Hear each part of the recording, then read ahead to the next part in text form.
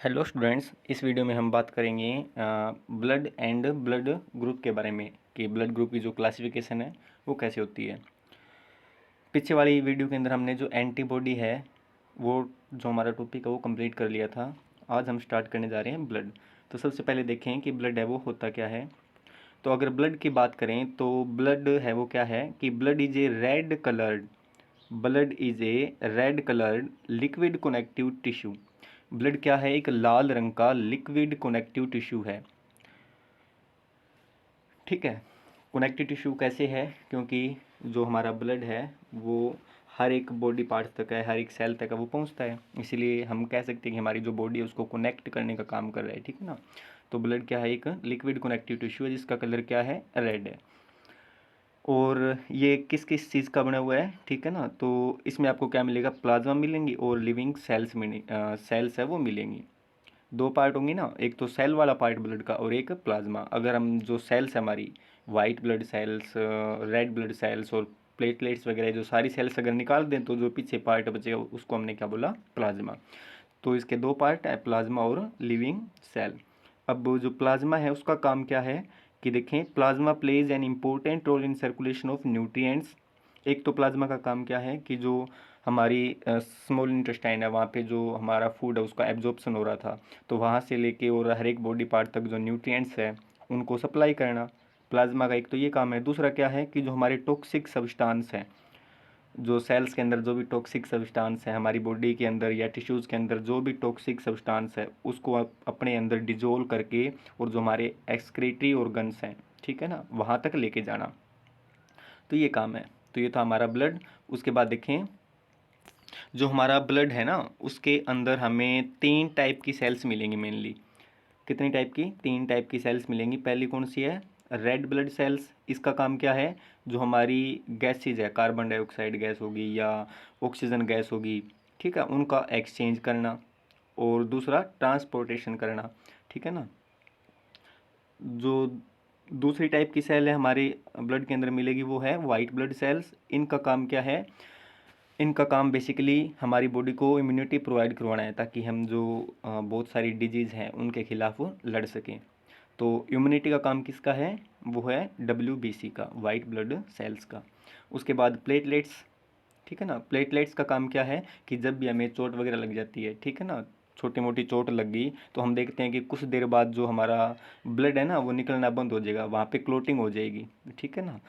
तो इसका ब्लड को क्लोट करने का काम, ठीक है ना, रक्त को जमाने का काम हम बोले तो, ठीक है ना, वो किसका काम है? प्लेटलेट्स का काम है।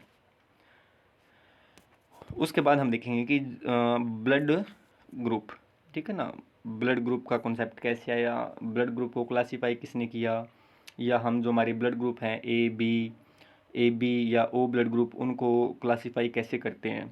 तो सबसे पहले अगर हम बात करें कि जो ब्लड ग्रुप है ना उनको क्लासीफाई किसने किया? कार्ल लैंडस्टीनर ने किया था। ठीक है ना। कार्ल लैंडस्टीनर ने सबसे पहले जो ब्लड है उनको अलग अलग ग्रुप्स के अंदर क्लासीफाई करने का काम किया था। और जो कार्ल लैंडस्टीनर है उनका जो क्लासिफिकेशन थी वो किसके बेस पे थी? वो एंटीजन के बेस पे थी कि कौन सा एंटीजन है वो रेड ब्लड सेल के ऊपर प्रेजेंट है। ठीक है। उसके बेस पे कार्ल लैंडस्टीनर ने ब्लड को क्लासीफाई किया एंटीजन के बेस पे। हम समझेंगे आगे इसी वीडियो के अंदर कि एंटीजन के बेस पे कैसे उसने क्लासीफाई किया। तो अगर हम बात करें ना हमारी आरबीसी के ऊपर मेनली हमें दो टाइप के एंटीजन है वो मिलते हैं, एक तो एंटीजन ए और एक एंटीजन बी। ठीक है। एक और एंटीजन मिलता है जिसको हम क्या बोलते हैं? RH antigen. ठीक है। तो मेनली हमें दो टाइप के मिलेंगे, antigen A and antigen B. अब इन्हीं एंटीजन ए और एंटीजन बी के बेस पे इसने कार्ल लैंडस्टीनर ने जो ब्लड ग्रुप है उसको क्लासीफाई कर दिया, A B या O।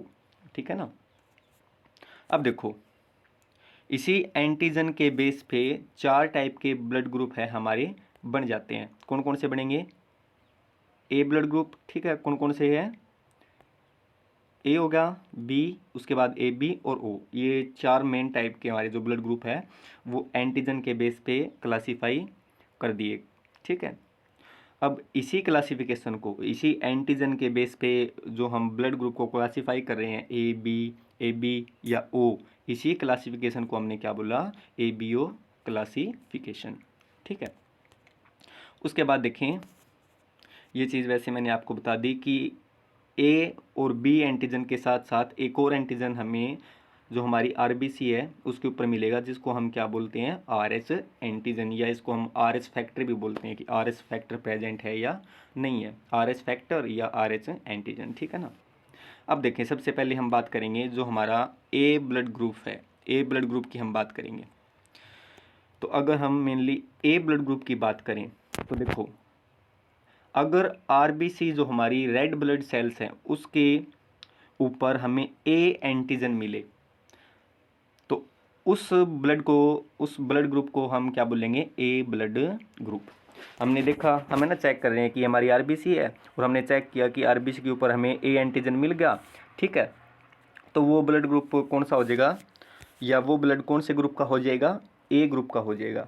ध्यान रखना है कि अगर RBC रेड ब्लड सेल्स के ऊपर ए, सिर्फ और सिर्फ हमें ए एंटीजन मिलता है, ठीक है ना, तो उस ब्लड को हम किस ग्रुप के अंदर लेंगे, ए ग्रुप के अंदर लेंगे। ठीक है ना। तो हमने एंटीजन के बेस पे देखो ए ग्रुप बना दिया। ठीक है। उसके बाद देखो, if A antigen is found on RBC then blood group is A. अब हमें ध्यान क्या रखना है कि अगर ब्लड ग्रुप ए है ना, तो उस ब्लड के अंदर एंटीबॉडी आपको कौन सा मिलेगा, बी टाइप एंटीबॉडी। कौन सा, बी टाइप एंटीबॉडी। अगर ब्लड ग्रुप ए है तो एंटीबॉडी कौन सा मिलेगा, बी मिलेगा आपको, ये ध्यान रखना है। ठीक है। अब देखो, उसके बाद है ना, हमने ए पॉजिटिव और ए नेगेटिव भी क्लासीफाई कर दिया। कैसे करा कि हमने देख लिया कि ए एंटीजन तो प्रेजेंट है, अगर ए एंटीजन के साथ साथ RH एंटीजन हमें मिल जाता है RBC के ऊपर, ठीक है, तो उस ब्लड ग्रुप को हम क्या बोलेंगे, ए पॉजिटिव बोलेंगे। ध्यान क्या रखना है कि ए एंटीजन तो है ही है, अगर ए एंटीजन के साथ RH एंटीजन भी प्रेजेंट है, ठीक है ना, तो उस ब्लड ग्रुप को हम क्या बोलेंगे, ए पॉजिटिव। यानी हमारी RBC के ऊपर ए एंटीजन है और ए एंटीजन के साथ RH एंटीजन भी प्रेजेंट है, तो हमारा ब्लड ग्रुप कौन सा हो जाएगा, ए पॉजिटिव। और सिर्फ अगर ए एंटीजन ही प्रेजेंट है, RH एंटीजन है वो एब्सेंट है, ठीक है, तो हम क्या बोलेंगे उसको, ए नेगेटिव ब्लड ग्रुप बोलेंगे। ठीक है। तो आई थिंक आपको ये समझ में आ गया होगा, बहुत ही आसान है। उसके बाद हम चलते हैं बी ब्लड ग्रुप की तरफ। ठीक है। अब देखेंगे बी ब्लड ग्रुप। तो देखो, बी ब्लड ग्रुप देखेंगे, अगर हमारी RBC है, ठीक है, रेड ब्लड सेल के ऊपर बी एंटीजन प्रेजेंट है, तो उस ब्लड ग्रुप को हम कौन सा ग्रुप बोलेंगे, बी ब्लड ग्रुप, या उस ब्लड को हम बी ब्लड ग्रुप के अंदर काउंट करेंगे। दोबारा सुने कि अगर RBC के ऊपर बी एंटीजन प्रेजेंट है, ठीक है, ए नहीं है, बी एंटीजन प्रेजेंट है, तो उस ब्लड ग्रुप को हम किस में लेंगे, बी ब्लड ग्रुप के अंदर लेंगे। ठीक है। या उस ब्लड को हम बी ब्लड ग्रुप के अंदर काउंट करेंगे। ठीक है। तो देखो, if B antigen is found on RBC then blood group is B. अब हमें ध्यान क्या रखना है कि हमारा अगर ब्लड ग्रुप है ना वो बी है, तो बी ब्लड ग्रुप के अंदर हमें एंटीबॉडी कौन सी मिलेगी, ए एंटीबॉडी मिलेगी। ये बात हमें ध्यान रखना है। अगर हमारा ब्लड ग्रुप ए था तो एंटीबॉडी कौन सी थी, बी, और अगर हमारा ब्लड ग्रुप है वो बी है तो एंटीबॉडी कौन सी होगी, ए। ठीक है।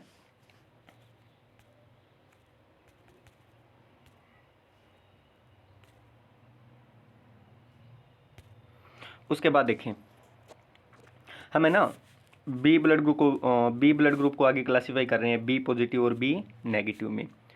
तो ब्लड ग्रुप तो बी है, यानी बी एंटीजन तो प्रेजेंट है। अगर बी एंटीजन के साथ साथ RH एंटीजन प्रेजेंट है तो उस ब्लड ग्रुप को हम कौन सा नाम देंगे, बी पॉजिटिव।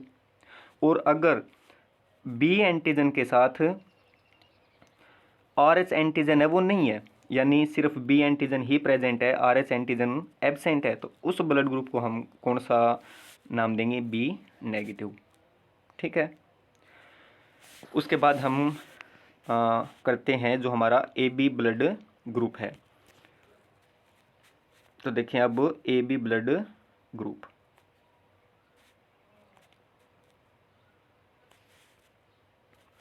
तो AB ब्लड ग्रुप किसको बोलेंगे, देखो, if both A and B antigen is present then blood group is A B. अगर हमारी आरबीसी के ऊपर ए एंटीजन भी प्रेजेंट है और बी एंटीजन भी प्रेजेंट है, दोनों के दोनों एंटीजन प्रेजेंट है हमारी आरबीसी के ऊपर, तो वो ब्लड ग्रुप कौन सा होगा? A B. ठीक है, ए में क्या था कि सिर्फ ए एंटीजन था, बी में क्या था कि सिर्फ बी एंटीजन था, और अगर दोनों एंटीजन प्रेजेंट है हमारी आरबीसी के ऊपर, एंटीजन ए और एंटीजन बी, तो हमारा ब्लड ग्रुप कौन सा होगा? A B. क्लासिफिकेशन समझ में आ रही होगी, आसान है।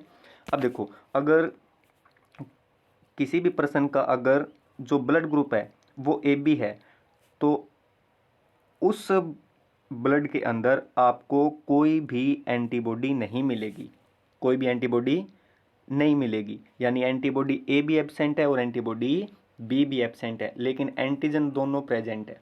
ये बात हमें ध्यान रखनी है। ठीक है,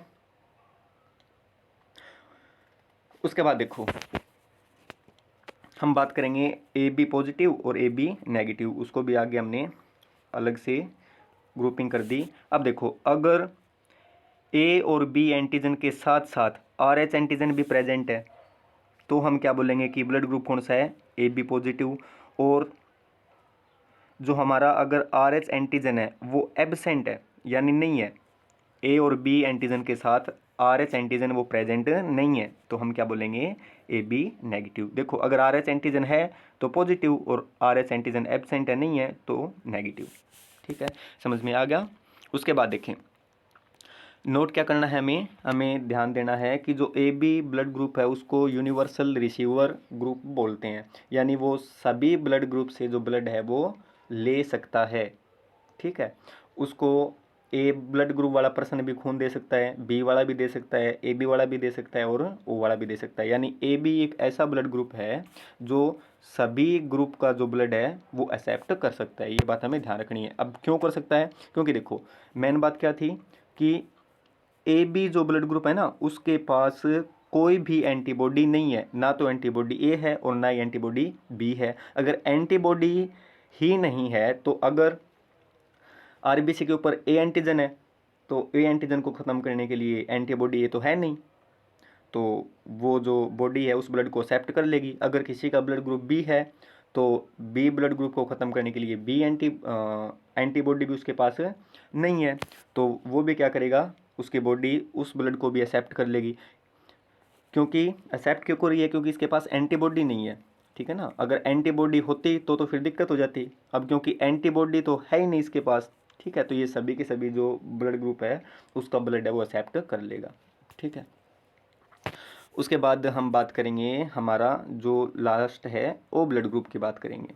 ठीक है, तो देखें O blood group, O blood group को हम सबसे पहले क्या बोलते हैं? Universal donor. यानी ये सभी जो ब्लड ग्रुप है उनसे ब्लड है वो ले तो नहीं सकता, लेकिन दे सभी को सकता है। अगर किसी पर्सन का जो ब्लड ग्रुप है वो ओ है, तो वो सभी को खून दे सकता है, कोई दिक्कत नहीं है, लेकिन सभी से ले नहीं सकता, फिर दिक्कत हो जाएगी। अब देखें, ओ ब्लड ग्रुप हमने कैसे क्लासीफाई करा कि देखो, अगर दोनों के दोनों एंटीजन है, एंटीजन ए और एंटीजन बी, वो आरबीसी के ऊपर नहीं मिलते हैं हमें, यानी दोनों के दोनों एंटीजन है वो आरबीसी के ऊपर नहीं पाए जाते, तो ब्लड ग्रुप कौन सा होगा? ओ होगा। अब ओ को भी हमने आगे फर्दर क्या कर दिया? क्लासीफाई कर दिया, ओ नेगेटिव और ओ पॉजिटिव में। ठीक है ना।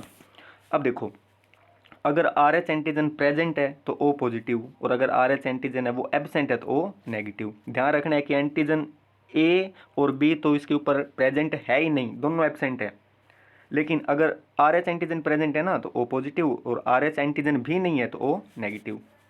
समझ में आया?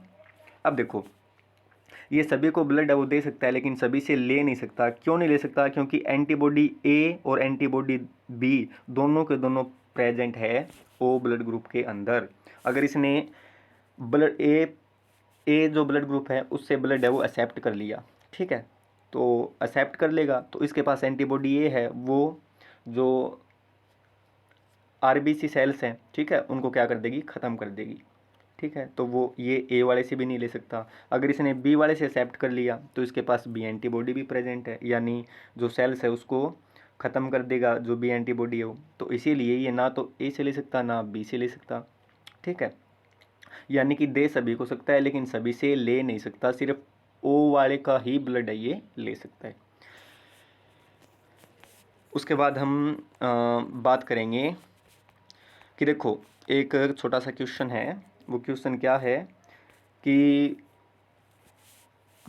क्या हो जाए अगर हम जो डिफरेंट ब्लड ग्रुप वाले पर्सन है उनका जो खून है वो एक दूसरे को चढ़ा दें, क्या हो जाएगा। जैसे कि हमने बात कर ली, किसी पर्सन का जो ब्लड ग्रुप है ना वो ए ब्लड ग्रुप है और उसको हमने बी ब्लड ग्रुप वाले पर्सन का जो खून है हमने चढ़ा दिया, तो क्या होगा। तो देखो अगर किसी पर्सन का ब्लड ग्रुप ए है उसको हमने बी ब्लड ग्रुप का जो ब्लड है वो चढ़ा दिया, तो ए ब्लड ग्रुप के अंदर कौन सा जो हमारा एंटीबॉडी प्रेजेंट था, बी एंटीबॉडी प्रेजेंट था, ठीक है। और बी ब्लड ग्रुप के अंदर एंटीजन कौन सा है, बी एंटीजन है। तो ये जो हमारा बी एंटीबॉडी है ये क्या करेगा, बी एंटीजन वाली जो सेल्स है उसको क्या कर देगा, ख़त्म कर देगा, ठीक है ना। यानी पर्सन की डेथ हो सकती है। समझ में आया। तो इसीलिए हम क्या कर सकते हैं कि जो अलग अलग ब्लड ग्रुप्स हैं ना, अलग अलग जो ब्लड हैं, अलग अलग ग्रुप्स के जो ब्लड हैं उनको नहीं चढ़ा सकते। हमें ब्लड ग्रुप क्या करना पड़ेगा, सबसे पहले मैच करना पड़ेगा, ठीक है। तो ये कारण था कि हम अलग अलग ब्लड ग्रुप है उनका जो खून है वो क्यों नहीं चढ़ा सकते। तो आज की वीडियो के अंदर बस इतना ही। एक टेबल है वो और आप देख लीजिए, ये छोटी सी टेबल है, जल्दी से रिवाइज हो जाएगा। इसके अंदर आपको देखो ब्लड ग्रुप को क्लासीफाई करा हमने, कैसे करा था कि अगर ए ब्लड ग्रुप है ना तो उसके अंदर एंटीजन कौन सा मिलेगा, ए, और एंटीजन कौन सा मिलेगा, ए, ठीक है। अब देखो ए पॉजिटिव के अंदर भी एंटीजन कौन सा है, ए, और ए नेगेटिव के अंदर भी एंटीजन कौन सा है, ए। लेकिन ध्यान क्या रखना था कि ए पॉजिटिव के अंदर आर एच एंटीजन प्रेजेंट था और नेगेटिव के अंदर आर एच एंटीजन एबसेंट था।